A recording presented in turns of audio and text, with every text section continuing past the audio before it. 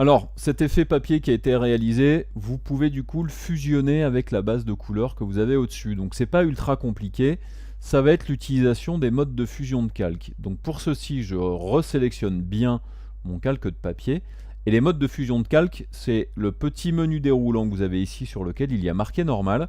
Vous avez différentes options ici qui vont vous permettre de fusionner un calque avec un autre en passant par des modes d'utilisation de couleurs de votre calque par rapport à l'autre, des modes de fusion par rapport à des valeurs de luminosité, des valeurs de contraste, etc. etc.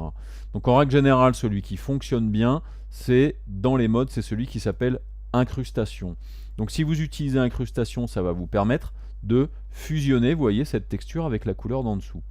Donc bien entendu, vous pouvez choisir aussi peut-être d'autres modes, il y en a peut-être certains qui vous conviendront plus. Donc par exemple, si vous voulez quelque chose de plutôt sombre, vous pouvez tout à fait utiliser le mode produit par exemple, ou obscurcir bien entendu. Et vous pouvez naviguer sur chacun de ces modes en utilisant la flèche de haut, flèche de bas, pour trouver finalement le mode qui vous conviendrait le mieux. Donc il y en a certains où il n'y aura pas de grosse différence, d'autres qui feront des trucs plutôt moches, et d'autres qui seront vraiment pas visibles du tout.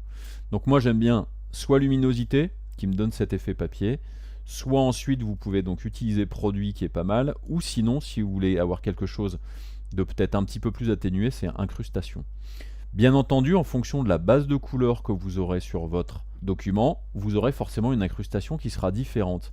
Et là, si je reviens sur base de couleur, que j'utilise par exemple mon pot de peinture, que je choisis peut-être une couleur peut-être